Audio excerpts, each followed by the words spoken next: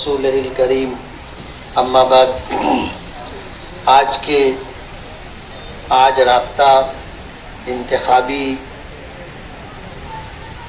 Election के मौके पर राब्ता ऑफिस के इफ्तिताह की इस तकरीब के सदर मोहतरम महल्ले की मारूफ शख्सियत शब्बीर मास्टर साहब हैं, जमील मास्टर साहब, एहतशाम बेकरी वाला साहब और सामने बैठे हुए महल्ले के मुअज़्ज़ज़ीन और मेरे बुजुर्गों और दोस्तों। सियासत भी एक इल्म है और इसे बाकायदा पढ़ाया जाता है। मदरसे में अल्हम्दुलिल्लाह हमने इसे पढ़ा है। आज बहुत सारे लोग हैं जो सियासत में अपना एक मकाम रखते हैं, मगर उन्होंने सियासत को पढ़ा नहीं। अल्लाह का एहसान है, हमने सियासत पढ़ी है। लोग ये समझते थे कि मौलाना लोग, इमाम लोग, हाफिज लोग ये बेवकूफ़ होते हैं, इनको कुछ समझता नहीं है। मालेगांव के उलमा और अइम्मा का क्या मकाम है, एक तन्हा मैंने मैदान में आ करके लोगों को बता दिया है।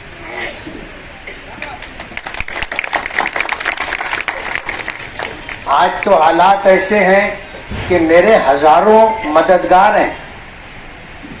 अभी हम लोग जो है कुसुम्बा रोड पर हम लोग दौरा कर रहे थे और कुसुम्बा रोड के मगरिबी सिमत की जो बस्ती है अफसरा लाद से लेकर के आखिर तक, अल्हम्दुलिल्लाह दिन भर में हमने उसे मुकम्मल किया है। वहाँ कभी किसी का गलबा था और वो ऐसा समझ रहे थे कि ये हमारा एरिया है, कोई घुस नहीं सकता, और उनका दावा था कि हमने इसको पैक कर दिया है। क्या कर दिया है? पैक कर दिया है। हमने कहा कि जब हम आएंगे तो फिर देखेंगे ना कौन पैक करता है और कैसा पैक करता है। आज तो अल्लाह का एहसान है कि जब हम उधर गए और 20-25 नौजवानों ने हमारा रास्ता रोकना चाहा तो रास्ता नहीं रोक सके। हम उनके दरमियान से घुस के निकले तो वो बोलने लगे कि धक्का मत दो। मैंने कहा रास्ता दो, ये रोड है, तुम्हारा घर नहीं है, चलो किनारे हो जाओ। उनके दरमियान से हम निकले और डरपोक इतने थे कि हमारे एक साथी ने सिर्फ जेब से मोबाइल निकाला तो वो भागने के लिए रास्ता देखने लगे कि कौन से गली में घुसे। और 2 लोगों को हमने पहचान लिया है, उनका यौमुल हिसाब आएगा। हाँ, उनका यौमुल हिसाब आएगा। आज मैं इसलिए बोल रहा हूं कि ये बात उन तक पहुंच जाए। तो जब कोई हमारा मददगार नहीं था 2007 और 2009 में, मैं अकेला निकलता था घर से। मेरे बच्चों की वोट भी नहीं आई थी। गली महल्ले के, गली के पड़ोस के जो छोटे छोटे बच्चे होते थे उनको लेके मैं वोट मांगने के लिए निकला था और 2009 का इलेक्शन लड़ा था। जब तो उनका बहुत उरूज था ना, शहर के अंदर किसी के ऊपर दम दाटी और प्रेशर बनाने के लिए उनके गुर्गे जाते थे और ऐसे करते थे तो लोग समझ जाते थे कि कौन से दादा ने इनको भेजा है। जब नहीं डरे हम उनके घर वोट मांगने गए, कोई लीडर बाकी नहीं था जिसके घर हम नहीं गए। तो अल्लाह का एहसान है, हमने सियासत पढ़ी है। और आज कोई 35 साल 40 साल का आमदार था, कोई 10 साल का आमदार था, हमने उनके सामने इलेक्शन लड़ा। और बिल्कुल ऐसा नहीं कि हमने जो है ग्राम पंचायत में मेंबर बने, फिर म्यूनिसिपैलिटी में मेंबर बने, फिर कारपोरेशन में कारपोरेटर बने, उसके बाद जाके हमने इलेक्शन लड़ा हो, ऐसा नहीं। हमने कदम रखा तो एमएलए इलेक्शन लड़ने के लिए कदम रखा। आज लोग बोलते हैं कि इन्होंने कुछ किया नहीं और आमदार बन गए, तो ऐसे ही नहीं बन गए ना, ऐसे ही नहीं बन गए। कुछ करना पड़ा हमको और पूरे शहर को ये बताना पड़ा था कि हमने दरिया पार किया है और कश्ती जला दी है, अब वापस जाने का सवाल नहीं है। डट करके हमने लड़ा इलेक्शन और अल्हम्दुलिल्लाह हम कामयाब रहे। तो लोग मौलाना लोगों को, इमाम लोगों को बेवकूफ समझते हैं। उनको ये पता नहीं है कि कुछ मौलाना ऐसे भी होते हैं जिन्होंने बाकायदा सियासत पढ़ी है।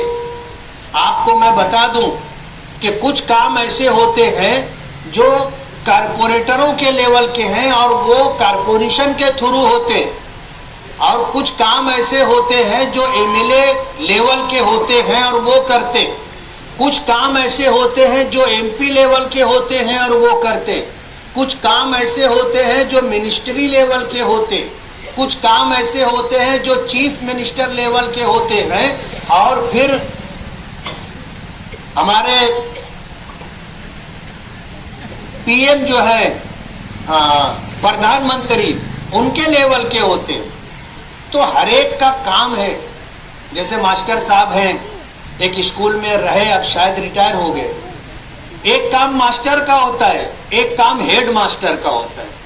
अब अगर कोई मास्टर से ये कहे कि तुम वो काम करो जो हेड मास्टर का काम है, तो वो नहीं कर सकेगा।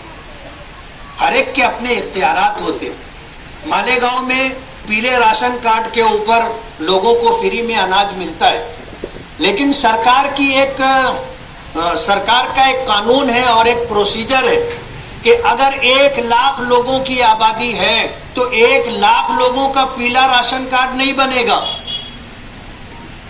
राशन कार्ड बनेगा तो हर इलाके की जो आबादी होती है उस आबादी में कुछ फीसद लोगों का पीला राशन कार्ड बनेगा और उनको ही फ्री अनाज मिलेगा।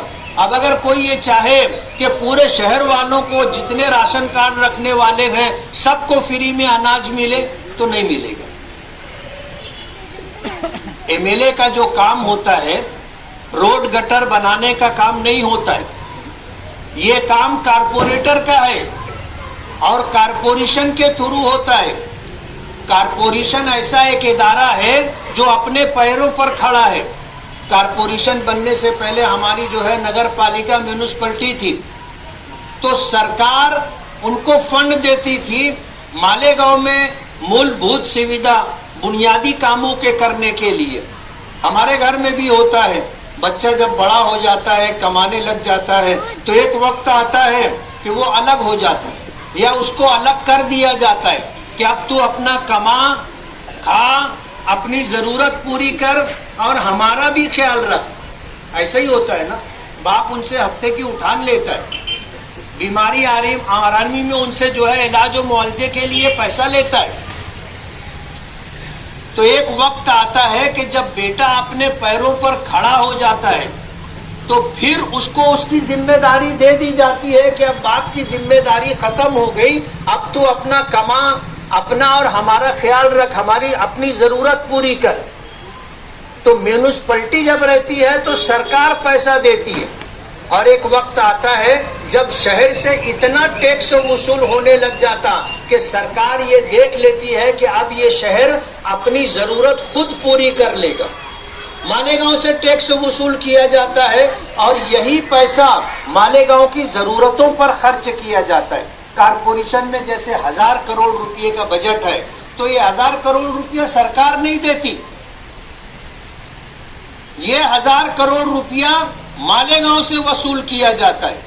घर पट्टी के नाम पर, नल पट्टी के नाम पर और अलग अलग टैक्सेस है, उसके नाम पर वसूल किया जाता है। जब घर पट्टी की पावती आती है तो कभी बैठ करके आप देखो, उसमें हर एक टैक्स होता है। झाड़ लगाने का टैक्स, रोड बनाने का टैक्स, लाइट जलाने का टैक्स, सब टैक्स की ऐसे 8-10 नाम के साथ टैक्स लगता है और वो हम भरते। तो रोड गटर बनाना ये कारपोरेशन की जिम्मेदारी है, मंत्रालय और सरकार की नहीं है। लेकिन दुख की बात यह है कि हमारे यहाँ कारपोरेशन में जो लोग मेयर की चेयर पर बैठे 7.5 साल से मियाँ बीवी मिल करके राज लेते रहे, उन्होंने मालेगांव को क्या किया, क्या दिया? आज जिस रोड पर हम बैठे हैं 2009 से 14 के दरमियान ये रोड मैं बनाया था, उसके बाद ये रोड नहीं बनी, उसके बाद नहीं बनी ये रोड। तो मैं ये बताना चाहता कि ये काम कारपोरेशन का है, किसी एमएलए और एमपी का काम नहीं है। हमारे लेवल का जो काम था हमने किया, 400 करोड़ रुपया लाया हूं मालेगांव के लिए। मालेगांव के बाहर जो बाईपास है उसके दोनों साइड आपको सर्विस रोड नहीं दिखेगी, वहां पर फ्लाईओवर नहीं है, वरना जहां क्रॉसिंग होती है, इधर के लोग उधर जाते हैं, उधर से लोग इधर आते हैं, वहां फ्लाईओवर दिया जाता है। जब ये रोड बन रहा था तो उस वक्त तो उनके प्रोग्राम में था। हमारे मरहूम लीडर ने मना कर दिया कि मत बनाओ। जाहिर बात है उतना पैसा बचा तो उसकी वाटा घाटी हुई ना, और ये बात रिकॉर्ड में मौजूद है। वरना हाईवे बनाने वाले आप देखो, छोटा सा गांव आता है वहां भी सर्विस रोड बनाए है ना, तो मालेगांव को क्यों नहीं सर्विस रोड बना करके दिए? वो पैसा खाया गया है और उनको दिलासा दिया गया था कि हम सर्विस रोड बना देंगे, कारपोरेशन से नहीं बनाया उन्होंने। 450 से ज्यादा लोग जब रोड क्रॉस करने लगे तो उसमें हादसा में शहीद हो गए। इसका जिम्मेदार कौन? दोनों साइड सर्विस रोड बने, फ्लाईओवर बने, अंडरपास रास्ता बने, उसके लिए टेरे फाटे से लेकर 40 गांव फाटे तक ये काम हो, उसके लिए 165 करोड़ रुपया मैंने मंजूर करवाए। और 165 करोड़ रुपया किसको बोलते हैं? अगर 100 की नोट हो और 1 करोड़ रुपया हो तो हमारा नौजवान भी नहीं उठा पाएगा। समझ रहे हो आप? 165 करोड़ रुपया मंजूर करवाया।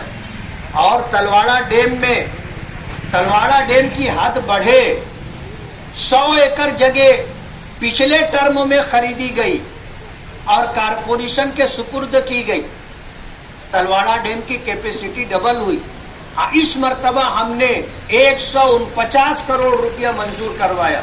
आज से 40 साल पहले जो पाइपलाइन डाली गई थी पानी के लिए, वो अब सड़ गई है। पानी जाए होता है, पानी चोरी होता है। पहले 2 फीटी पाइपलाइन थी, अब हमने 3 फीटी पाइपलाइन, और मालेगांव में अपने एरिया में 5 पानी की टांकी, और जिन इलाकों में पानी की पाइपलाइन नहीं है या खराब हो गई है उसको बनाने के लिए 149 करोड़ रुपया हमने मंजूर करवाया। सिविल हॉस्पिटल में 40 बेड का हॉस्पिटल हमने मंजूर करवाया था केंद्र सरकार से। दादा भूसे साहब जो है वो हॉस्पिटल उठा करके सटाना नाके पर ले गए। वो हॉस्पिटल बंद भी किया, चालू भी है, लेकिन लाए थे हम। सरकार में वो थे, उद्धव ठाकरे साहब चीफ मिनिस्टर थे। उन्होंने उनसे बातचीत की और इस प्रोग्राम को मंजूरी दी। हॉस्पिटल उधर लेके चले गए। हमने अपने बस भर लड़ाई की तो हमें ये कहा गया कि मिली जुली सरकार है, कांग्रेस है, एनसीपी है, शिवसेना उद्धव ठाकरे है, ये मिली जुली सरकार है, हम ज्यादा कुछ कर नहीं सकते। मैंने कहा ये तो हमारे मालेगांव के साथ जुल्म है। तो कहने लगे कि आप अलग से हॉस्पिटल मांग लो। हम उस वक्त से मेहनत करते रहे, 100 बेड का हॉस्पिटल अल्हम्दुलिल्लाह मंजूर हो गया।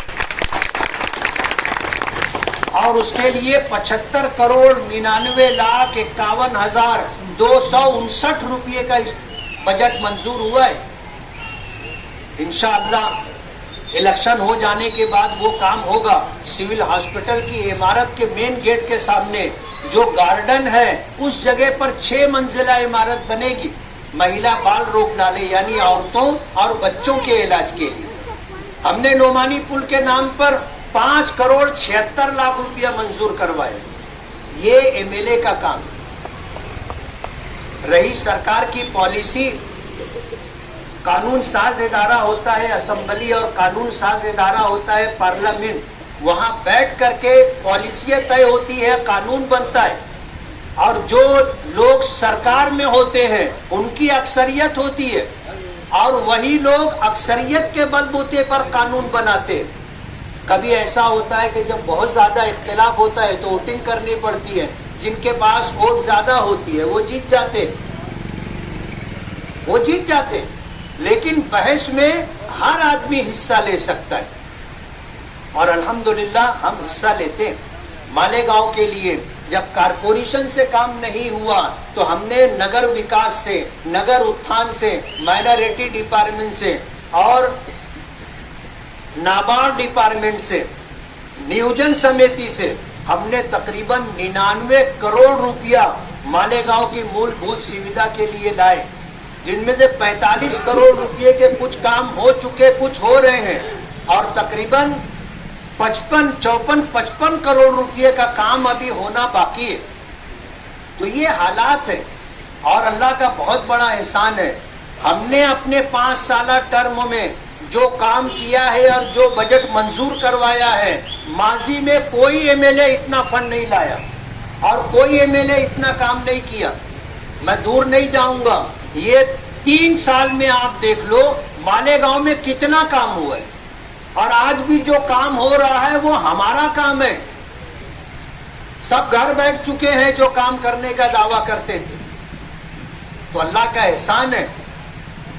ऐसे बहुत सारे लोग हैं जो किसी वजह से हमसे नाराज होकर चले गए थे, आज वापस आ रहे हैं और उन्होंने बरमला इस बात का इजहार किया कि हमें छोड़कर जाने के बाद एहसास हुआ कि हमने गलती की है, इसलिए हम वापस आ गए। हमने जिन कामों के लिए फाइल हमने चलाई है, दूसरी मर्तबा चुन करके आएंगे इंशाअल्लाह, वो सारे काम हम करेंगे। माइनॉरिटी मेडिकल कॉलेज के लिए हम कोशिश कर रहे हैं। माइनॉरिटी मेडिकल कॉलेज के लिए, मेडिकल कॉलेज के लिए नहीं, माइनॉरिटी मेडिकल कॉलेज के लिए तकरीबन ये 1500 करोड़ रुपए का काम है। कितने करोड़ का? 1500 करोड़ रुपए का काम है। जाहिर बात है इतना बड़ा फंड मंजूर करवाना कोई आसान बात नहीं है। मालेगांव पहले से फिरका परस्तों की नजर में खटकता है और हम तो MIM के एमएलए है ना। जाहिर बात है ऐसे कामों के लिए बहुत मेहनत करनी पड़ती है। हमने अपने जाती तौर पर मालेगांव में मल्टी स्पेशलिटी चैरिटेबल हॉस्पिटल का प्रोग्राम बनाया है कि सरकार अगर नहीं देती है हम अपना हॉस्पिटल बनाएंगे।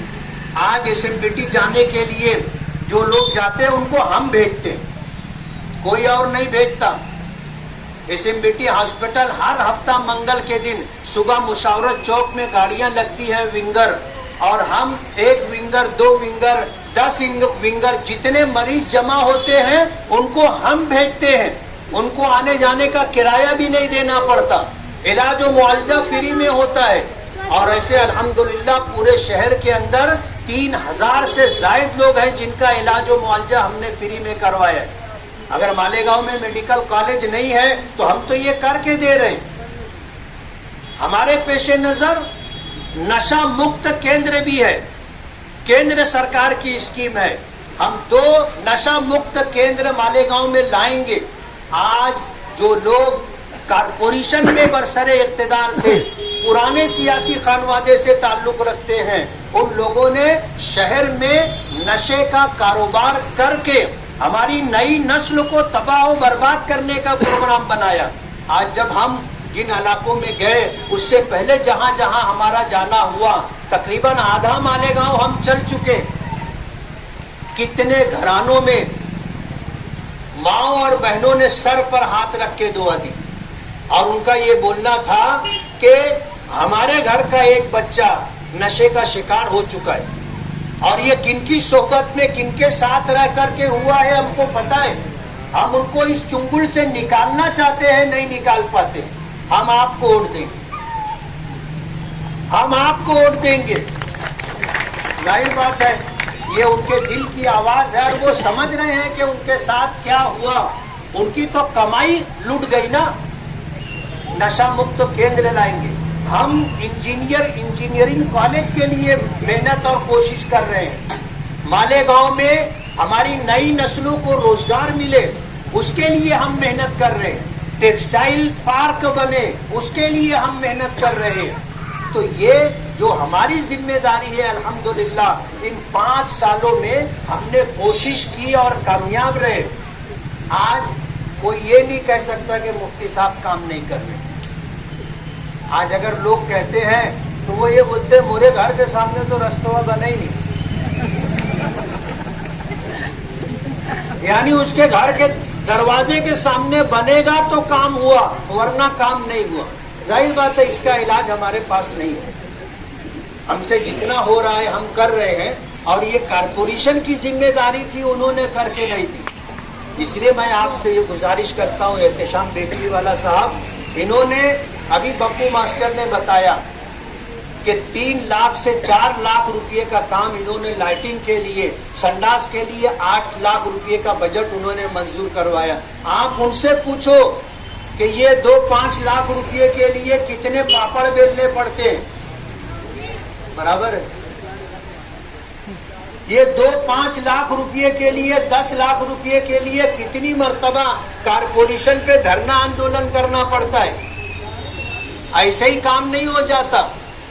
आज अगर हम 500 करोड़ रुपए का बजट लाए हैं तो ये बजट ऐसे ही नहीं आया। केला दिन का चराग था, हमने घसड़ा और जिन आगे बोले सरकार हाजिर हूं, क्या हुक्म है मेरे आका। बात ऐसी नहीं है। मिनिस्टरों के ऑफिस के चक्कर लगाने पड़ते हैं, मिन्नत समाजत करनी पड़ती है।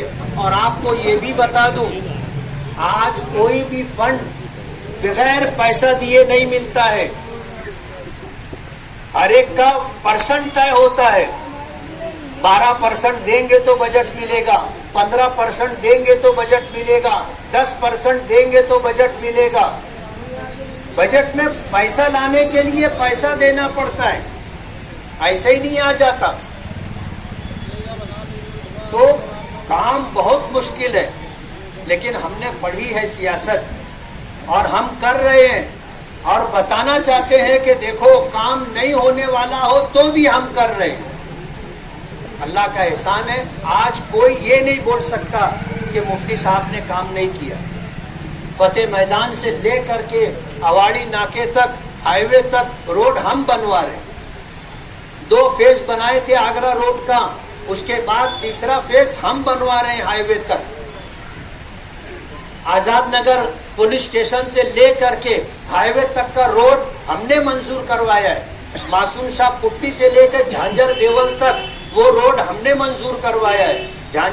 मासूम शाह कुट्टी से लेकर जमहूर हाई स्कूल और जमहूर हाई स्कूल से लेकर सवन गांव फाटे तक रोड हमने मंजूर करवाया। आज आप देखोगे इंशाअल्लाह जब ये काम हो जाएगा तो मालेगांव में दाखिल होने के हर रास्ते बन चुके होंगे। अभी गिरना रोड के लग करके रोड बन रहा है, आप जाकर के देख सकते हो। कुसुम्बा रोड बन चुका है, आप देख सकते हो। सटाना रोड बन चुका है, आप देख सकते हो। मशरिकी इकबाल रोड का रोड बन रहा है, जूना आगरा रोड बन रहा है। ये सारे रास्ते जो शहर में दाखिल होने वाले हैं सब तो हम बना रहे हैं। अब और क्या चाहिए, बल्ली पतरा। तो अल्लाह का एहसान है, हम काम कर रहे हैं। हवाई बात नहीं है, आप आंखों से जाके देख सकते हैं। और जो जिन बातों का मैंने हवाला दिया है, ये काम अल्हम्दुलिल्लाह शुरू हो चुके हैं। आप हाईवे पे जाके देख लो, हाईवे पर काम हो रहा है। तलवाड़ा डैम से पानी की पाइपलाइन 19.32 किलोमीटर की है, उसमें से तकरीबन 8-9 किलोमीटर पाइपलाइन पड़ चुकी है।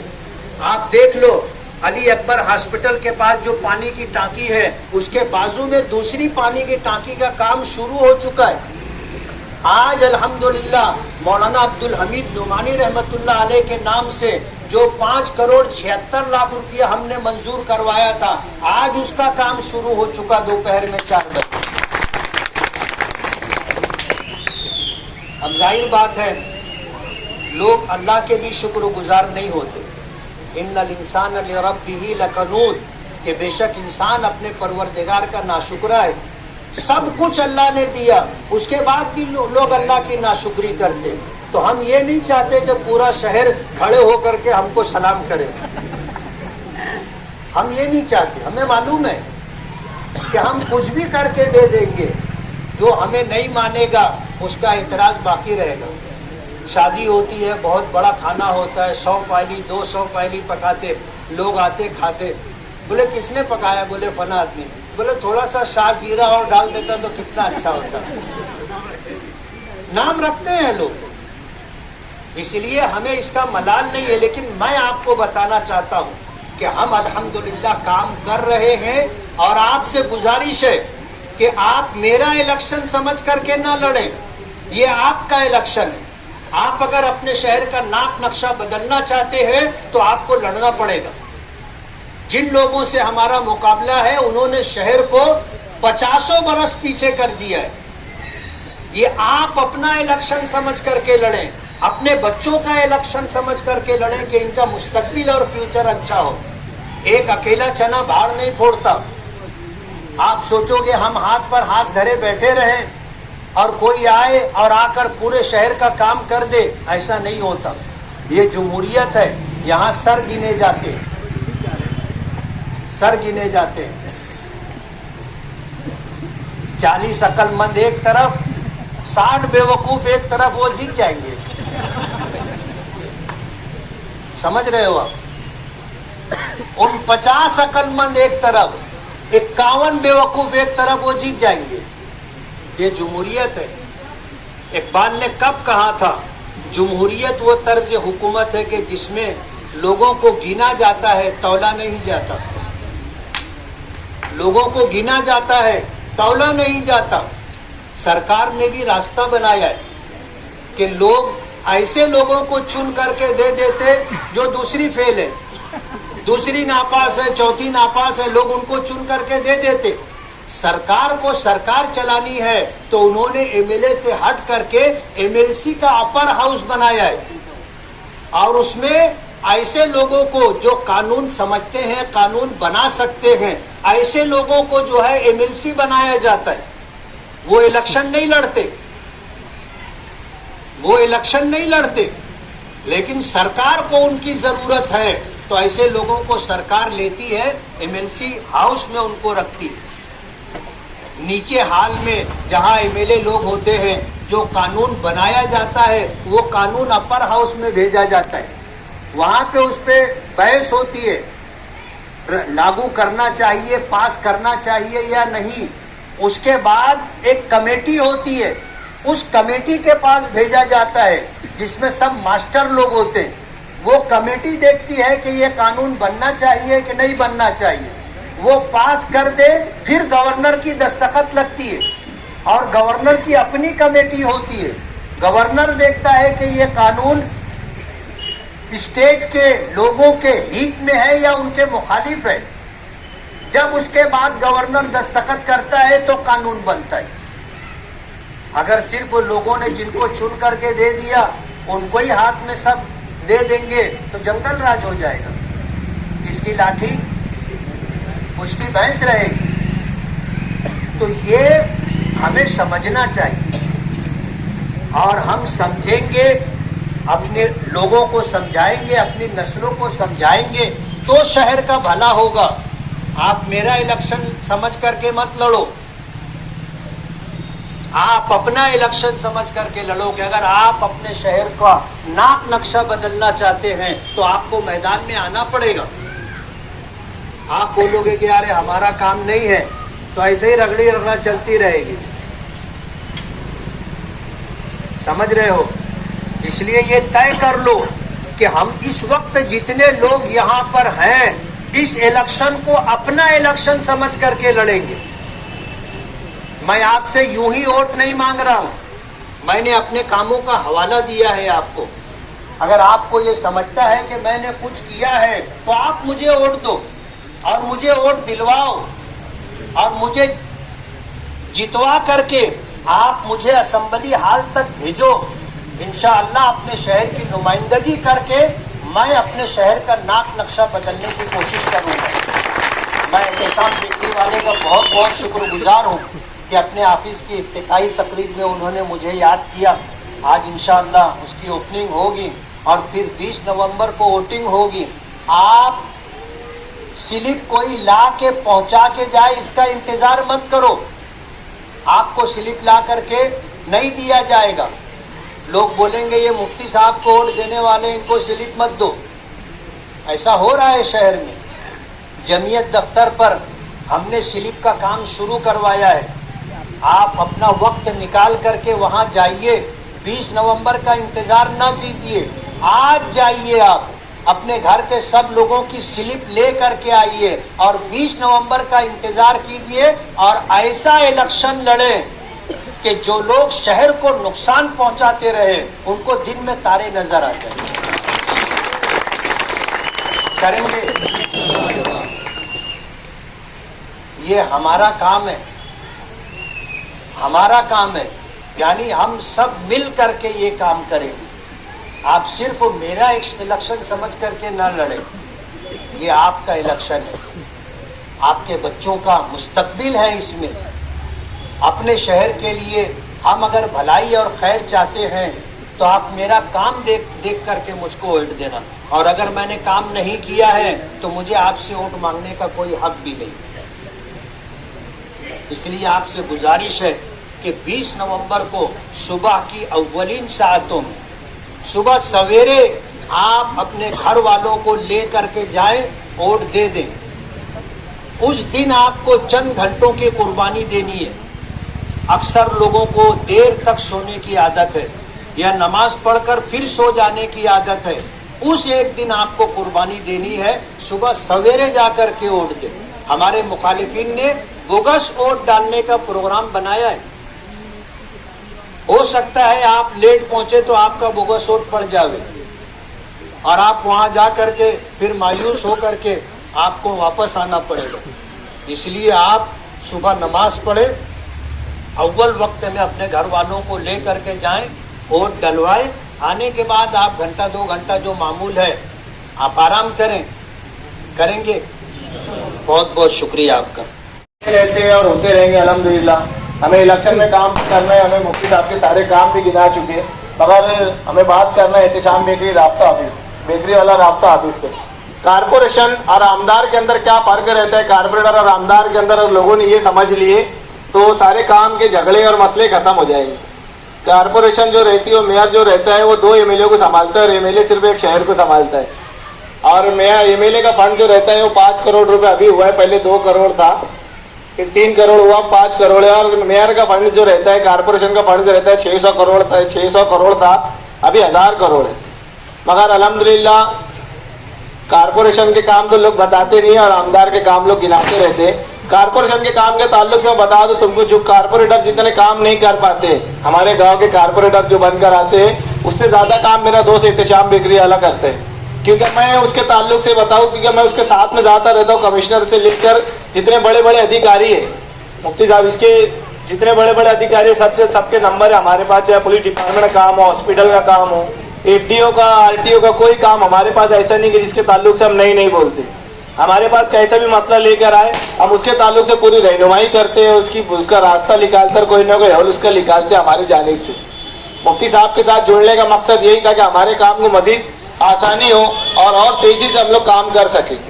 कारपोरेशन अगर अपना काम कर देती तो हमें काम करना ही नहीं पड़ता था। जितने का मुफ्ती साहब ने 100 करोड़ से ज्यादा काम शहर के अंदर डाले, मुफ्ती साहब एमएलए के 100 करोड़ से ज्यादा शहर के अंदर डाले। मगर आज हम एहतिशाम बेकरी वाले की राब्ता ऑफिस में, एहतिशाम बेकरी वाला कुछ नहीं होकर भी अभी 3,26,000 रुपए का काम लैंड और एलईडी के ताल्लुक से हम लोग ने डाले, उसका बिल भी पास हुआ। इससे पहले अब्दुल्ला नगर में संडास के ताल्लुक से 8.5 लाख रुपए का फंड हमने पास कराए। जब कारपोरेटर नहीं रहकर हमने इतना काम करने तो अल्हम्दुलिल्लाह भी इलेक्शन आगे है। अगर ऐसी मुफ्ती साहब का साथ रहा और हम लोग चुनकर अगर जाते हैं तो अल्हम्दुलिल्लाह इससे ज्यादा काम करेंगे। अब वक्त तो बड़ा कम है, इब्तिदा भी करना है और मुफ्ती साहब को भी सुनना है, 2 लफ्ज एहतिशाम बेकरी वाले को भी सुनना है। मैं इतना बोल के अपनी बात खत्म करता हूँ। अस्सलाम वालेकुम। जैसा कि सभी को मालूम है कि 20 नवंबर को हमारे शहर में असेंबली इलेक्शन होने जा रहा है और उसी असेंबली इलेक्शन को लेकर शहर भर में प्रचार हो रहा है। कोई अपने कामों को गिनवा रहा है, कोई मुखालिफ में रहकर वो तनकीद कर रहा है। लेकिन ये दौर जिसमें हम लोग जी रहे हैं, ये जदीद टेक्नोलॉजी का दौर है, सोशल मीडिया का दौर है। माजी में हम लोग जब छोटे थे हम लोग देखते थे कि शहर के मखसूस मकामात के ऊपर ब्लैक बोर्ड हुआ करते थे उसके ऊपर मुखालिफिन के ऊपर तनकीद और तंज करने के लिए, ये अपने कामों को बताने के लिए पार्टियां उस ब्लैक बोर्ड का इस्तेमाल करती थी। लेकिन गुजरते वक्त के साथ ये जदीद दौर है, सोशल मीडिया का दौर है, व्हाट्सएप है, फेसबुक है, इंस्टाग्राम है, ट्विटर है और पूरी दुनिया सिमट कर रह गई है।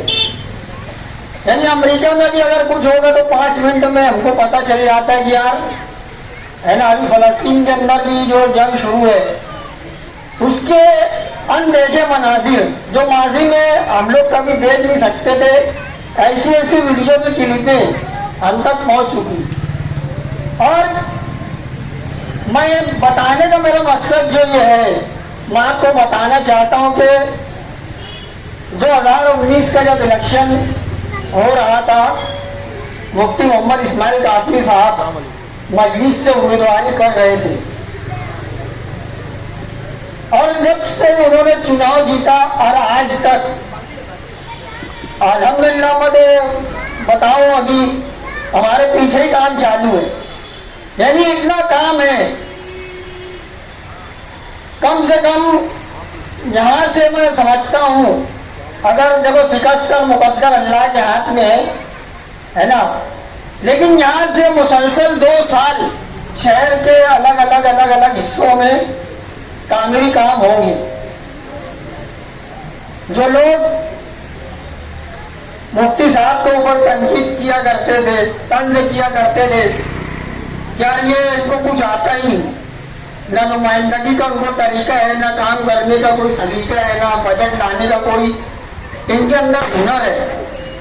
लेकिन जैसे जैसे वक्त गुजरा, मैं आप लोगों को बताना चाहता हूं दोस्तों, जो शुरू में जो कोविड के 2 साल गुजरे और उसके बाद जब हुकूमत बदली या वो हुकूमत रही,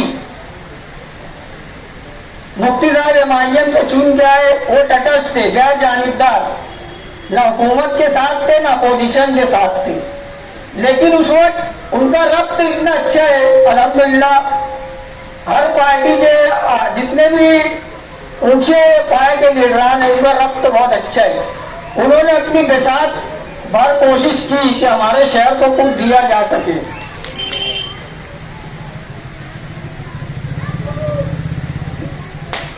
लेकिन उस वक्त भी हमको जो बजट का आश्वासन दिया गया लेकिन दिया नहीं गया और महाराष्ट्र में हुकूमत तब्दील हुई। उस वक्त जब वजीर आला एकनाथ जी शिंदे वजीर आला हुए, तब मुफ्ती साहब ने उनसे कहा था कि हमारा शहर बुनियादी सहूलत से महरूम है, यहाँ पर वो रास्ते सही नहीं है।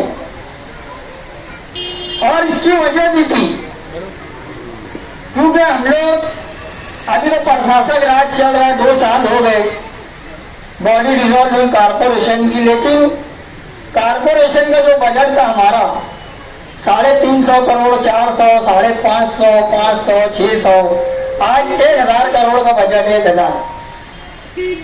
लेकिन आज भी हमारे शहर में बेशतर इलाके ऐसे हैं जहां पर वो गटर जैसी बुनियादी सहूलत मौजूद ही नहीं है।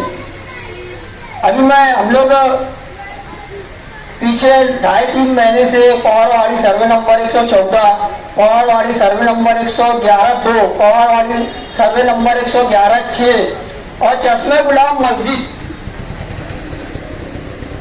इन इलाकों के अंदर अभी काम शुरू है।